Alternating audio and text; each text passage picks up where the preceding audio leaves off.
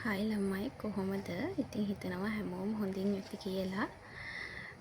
ඉතින් අද මම ඔයාලට කියන්න යන්නේ බබෙක්ගේ පාස්පෝර්ට් එකක් හදන්න යනකොට අපිට ඕන කරන දේවල් මොනවද කියලා. ඉතින් අපි මුලින්ම ගත්තොත් අපිට ඕන වෙනවා රජයේ ලියාපදිංචි ස්ටුඩියෝ එකක ගත්ත ෆොටෝ එකක්. ඉතින් අපි ෆොටෝ එකක් ගත්තම අපිට ඇත්තටම ඉස්සර වගේ ෆොටෝ අතට හම්බෙන්නේ නැහැ. ඒ වෙනුවට මේ වගේ කොලයක් හම්බෙන්නේ.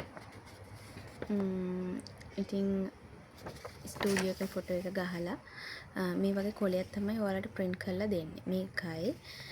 ඒ වගේම මාස 6ක් ඇතුළත ගත්ත උපැන්න සහතිකයක්, බබාගේ උපැන්න සහතිකයක් ඕන. ඒ වගේම අම්මටයි තාත්තටයි දෙන්නටම ගුවන් බලපත්‍ර තියෙනවා නම් ඒ වගේ කොපීස් ඕන. නැත්නම් ජාතික හැඳුනුම්පත් දෙකේ කොපි දෙකක් තමයි ඕන වෙන්නේ අම්මගේ තාත්තගේ. ඒ වගේම අම්මගේ තාත්තගේ අවසරය ලබා දෙනවා කියලා බබාට පාස්පෝර්ට් එක හදන්න අවසරය ලබා දෙනවා කියලා තියෙන කොලයක් තියෙනවා. මම ඒක මේ වීඩියෝ එකේ යටින් ඩිස්ක්‍රිප්ෂන් එකේ දාන්නම්. ඒක පුරවන්න ඕන. ඒකයි ඒ වගේම අපිට ඊළඟට ඕන වෙන්නේ ගමන් බලපත්‍රය සාදා ගැනීමට අවශ්‍ය කරන ඉල්ලුම් පත්‍රය.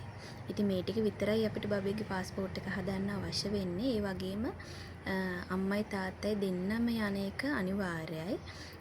අම්මට හෝ තාත්තට යන්න බැරි නම් නොහැකිතාවයක් තියෙනවා නම් ඒ වෙනුවෙන් සාම විනිසුරු කෙනෙක්ගෙන් ගත්ත ලියුමක් ඉල්ලනවා හේතුව සඳහන් කරලා.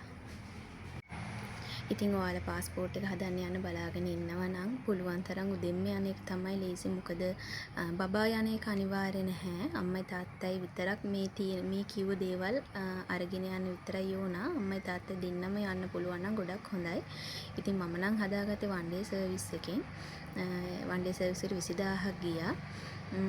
අවුරුදු 10ට. එතකොට තව තියෙනවා අවුරුදු 3ට හදන එකක්.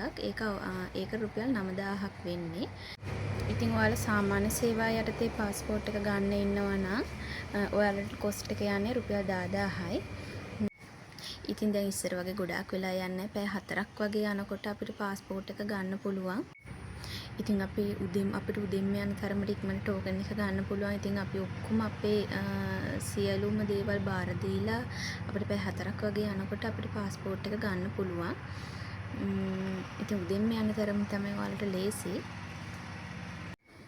ඉතින් පාස්පෝර්ට් එක හදලා ඉවරුනාට පස්සේ ඔයාලා ඉල්ලුම් පත්‍රයට දාන මොබයිල් නම්බරයට ඔයාලට මැසේජ් එකක් එනවා පාස්පෝර්ට් එක හදලා ඉවරුනාට පස්සේ. ඉතින් පැය 4ම ඔයාලට එතන ඉන්න ඕනි කියලා එකක් නැහැ. ඔයාලට එළියට ගිහිල්ලා කරලා එන්න උනත් පුළුවන්. පැය 4ක කාලයක් තියෙන නිසා.